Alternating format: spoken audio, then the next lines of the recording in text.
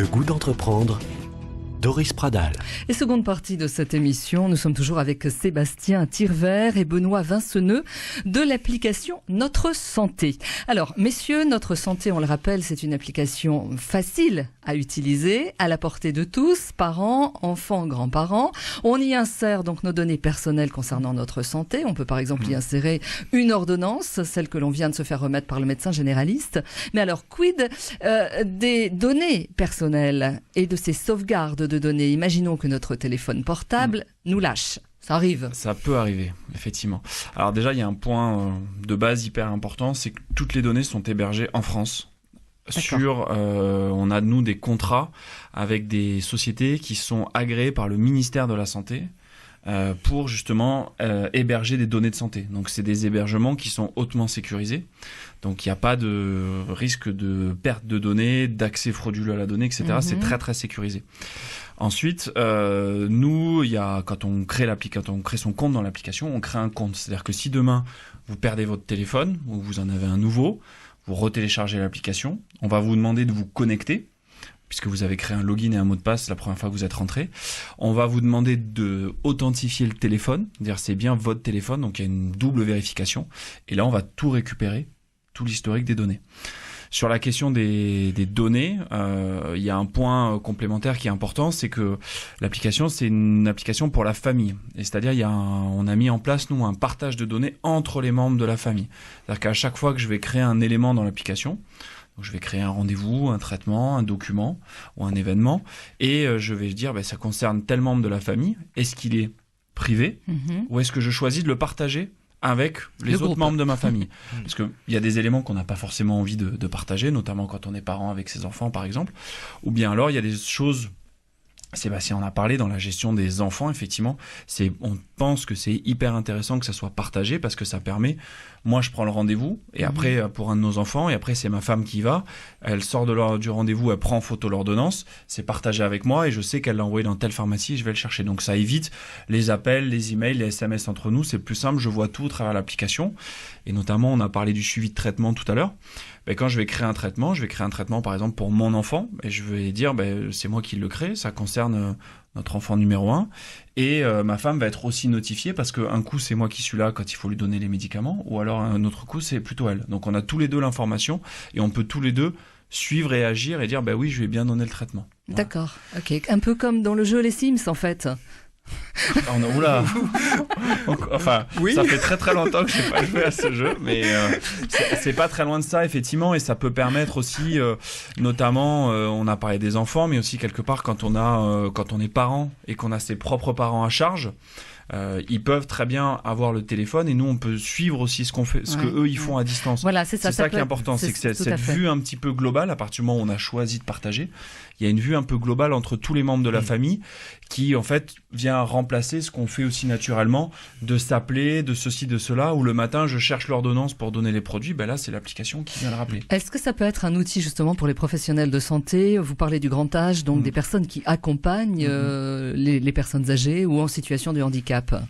Alors oui, Sébastien va compléter, je pense. Oui, c'est un outil qui permet le suivi et qui permet d'avoir un feedback sur des gens qui sont en situation de dépendance ou en situation un peu plus qui nécessite un accompagnement. Et d'ailleurs, on a passé un partenariat avec une communauté de communes qui va utiliser nos services à ces fins-là. C'est-à-dire que on va mettre l'application dans les mains du personnel social du territoire. Commune, ouais. Et quand ils vont visiter quelqu'un qui est en situation de dépendance, une personne âgée, la famille pourra être informée, savoir si tout va bien, s'il a besoin de renouveler une ordonnance, s'il a besoin d'aller chercher des nouveaux médicaments, etc. Donc on va utiliser l'application à ces fins-là. Et ensuite, les professionnels de santé, par rapport à votre question, les professionnels de santé aussi vont être intéressés demain par nos services, puisqu'on va travailler à connecter de plus en plus notre application avec des services qui leur seront dédiés, c'est-à-dire pour les médecins généralistes et tous les professionnels de santé du quotidien, mais aussi le pharmacien, demain le vétérinaire, etc. quoi.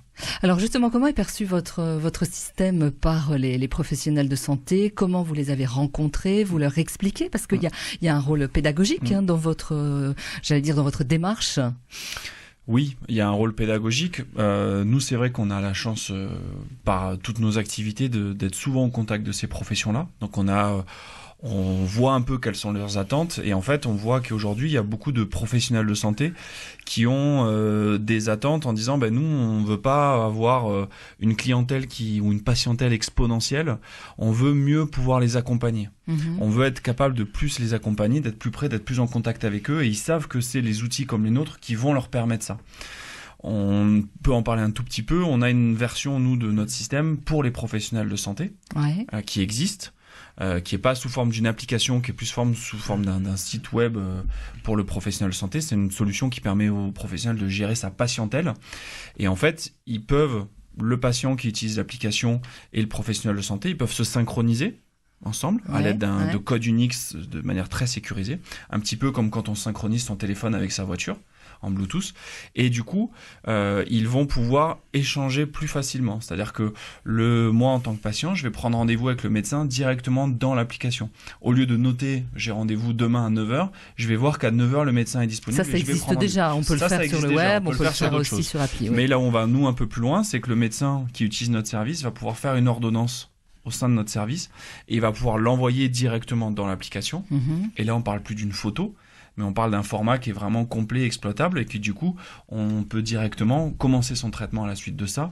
On n'a pas besoin d'avoir à ressaisir le nom des médicaments, la posologie, etc. Alors, ce qui pourrait faciliter les rendez-vous entre guillemets par téléphone, par vidéo, ça peut aussi simplifier effectivement toutes ces choses-là, mais parfois ça peut aider à pas forcément besoin de revenir pour un certificat médical, par exemple pour les enfants. Donc on peut imaginer que des demandes se font.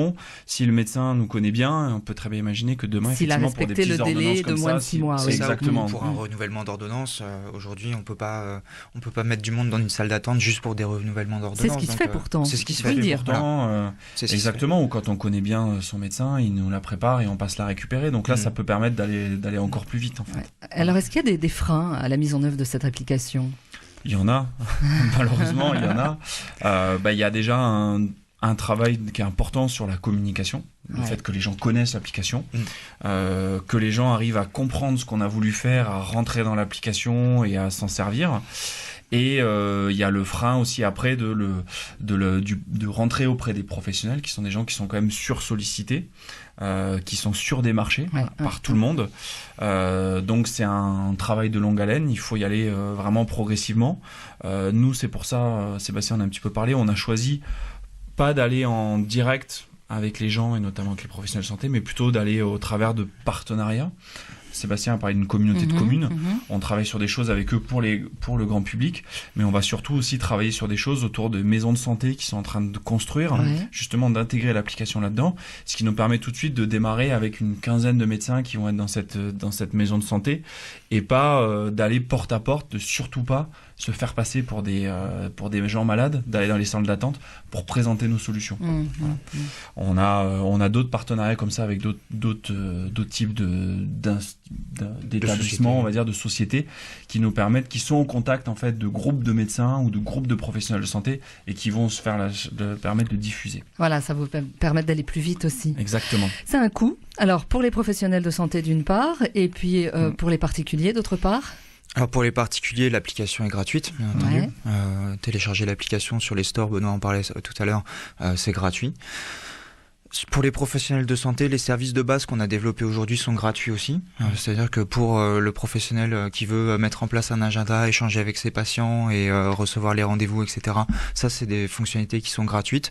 Et demain, peut-être qu'on travaillera sur des fonctionnalités plus innovantes, plus poussées, qui seront payantes sous abonnement, mais on n'en est pas là aujourd'hui en tout cas. Alors tout est gratuit, mais pardonnez-moi, question simple, vous gagnez comment de l'argent ? Vous vivez comment ? Alors aujourd'hui, on ne gagne pas de l'argent. Donc ça c'est le propre un peu de toutes les startups. On a, je vous parlais du modèle avec des partenaires. En fait, aujourd'hui, on se rémunère, la société gagne de l'argent au travers de ces partenariats, puisqu'en fait, on utilise le socle de fonctionnalités qu'on a, et avec ces partenaires, on va l'enrichir, on va le développer, et ce sont ces partenaires-là qui nous payent pour faire des customisations, des versions sur mesure, pour eux, pour leurs utilisateurs. On parlait de la communauté D'accord. de communes, par exemple. Nous, donc, la communauté de communes nous missionne pour réaliser des fonctionnalités qui sont dédiées à leurs habitants. Et donc, quand les habitants de la commune vont rentrer dans l'application, on va repérer qui sont du territoire et on va leur offrir des fonctionnalités supplémentaires qu'à eux, qui ont été financées par la communauté de communes. D'accord, donc Voilà. c'est sur ces produits Exactement, annexes c'est ça. que vous allez pouvoir C'est les partenariats qu'on mène qui nous permettent de gagner de l'argent. de dégager Voilà. quelque chose. Voilà. Vous avez tous entre 30, 35 ans, entre 30 et 40 ans, on va dire, et vous avez toujours baigné dans le digital.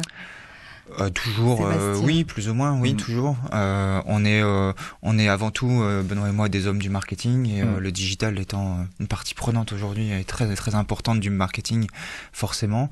Et effectivement, on a des activités dans le digital depuis assez longtemps. Ouais. Alors le digital, la santé, ça fonctionne ensemble. Est-ce que le gouvernement l'a bien compris, ça? Peut-être c'est Benoît qui allait me répondre, ou tous les deux? On va en parler tous les deux. Effectivement, il y a eu des annonces faites par le précédent gouvernement et confirmées aujourd'hui par le nouveau pour aller vers l'utilisation du digital pour aider dans la santé. Effectivement, on prenait un exemple très simple, les gens qui font la queue dans une salle d'attente et qui payent les 23, 24 euros pour 25, avoir un 25 maintenant. Vous voyez? Pour avoir, j'ai de la chance, Vous j'y n'y vais allez pas souvent. Mais pour avoir un renouvellement d'ordonnance, effectivement, ça creuse un peu le trou de la Sécu, alors que si on peut utiliser des systèmes comme les nôtres pour faire des demandes et si tout est bien respecté, que tout est OK, il y a juste un transfert, mais peut-être que ça coûte pas 25 euros, donc ça va dans le bon sens. Il y a un serpent de mer dans la santé publique depuis très longtemps, qui est ce qu'on appelle le dossier médical partagé, le DMP. Ça fait 20 ans, malheureusement, que la Sécu essaie de le faire et qu'il n'y arrive pas. Et les dernières annonces du gouvernement qui ont été faites, c'est de dire c'est pas la santé publique qui va arriver à le développer, ce sont les initiatives privées et notamment les initiatives des startups, parce que ces gens-là sont suffisamment innovants pour prendre quelque chose et arriver à le développer massivement. Ouais, innovant et habile et agile. Et agile, surtout ça. Ouais. Et il faut effectivement passer cette étape-là pour utiliser les données et demain proposer des nouveaux services que le gouvernement éventuellement pourra pas proposer. Ouais. Derrière tout ça, il faut quand même garder, j'allais dire, en tête l'aspect humain, puisque aller chez le médecin pour renouveler son ordonnance, ça fait aussi partie du contact entre patient et médecin qui est important. Oui. On voit aujourd'hui que tous les systèmes de télémédecine, de téléconsultation commencent à se développer. Nous, on n'est pas sur ce créneau-là, mais l'un ne doit pas remplacer l'autre. Non, l'un ne va pas remplacer l'autre. Il faut que ça soit, c'est un peu comme la discussion qu'on avait tout à l'heure. En fait, c'est toujours en fonction de l'usage, en fonction du besoin, qu'il faut avoir des réponses. Aujourd'hui, sur la santé, il n'y a qu'une seule réponse qui existe, c'est aller se déplacer, aller chez son médecin, puis se déplacer, aller à la pharmacie et rentrer chez soi. Il y a des modèles parallèles qui évoluent et qui, en fonction des cas, en fonction des besoins, en fonction des situations, vont venir en solution un peu complémentaire. C'est ça, voilà. Complémentaire. Combien de personnes ont téléchargé votre appli ? Aujourd'hui, on est à un peu plus de 2000 téléchargements de l'application, qui est disponible depuis, on va dire, fin mai. Donc, ça fait un mois et demi. Donc, il y a une belle marge de progression. Au niveau national, donc ça fonctionne sans problème. Au niveau européen, on pourrait l'imaginer. Sauf que tous les systèmes de santé en Europe, évidemment, ne sont pas équivalents. C'est ça, il y a des spécificités propres à chaque pays. Donc, effectivement, il y a un cœur qu'on a qui se fait dans tous les pays, c'est le fait de faire des rendez-vous, le fait d'aller chez des pharmaciens, le fait d'avoir des documents, le fait d'être une famille. Tout ça, ça se fait partout. Donc, effectivement, c'est un cœur qu'on pourrait déployer à l'échelle européenne. On n'en est pas là. On a déjà beaucoup de travail à faire sur la France. Il faut le faire bien, il faut qu'on se développe. Il faut qu'on arrive à confirmer que tout ce qu'on fait du sens pour les patients, pour les professionnels de santé, pour les entreprises, avant de pouvoir envisager autre chose. Eh bien, on vous invite à essayer. Vous rappelez l'adresse de votre appli, où on peut vous trouver à l'adresse web également sur le téléphone. Oui. Notre Santé. Alors c'est https://notresanté.io.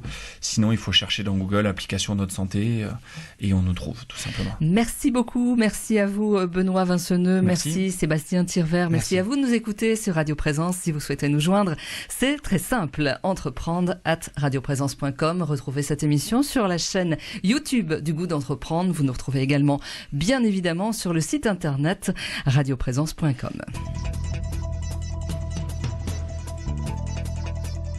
Retrouvez cette émission sur décideurenrégion.fr/midi-pyrénées.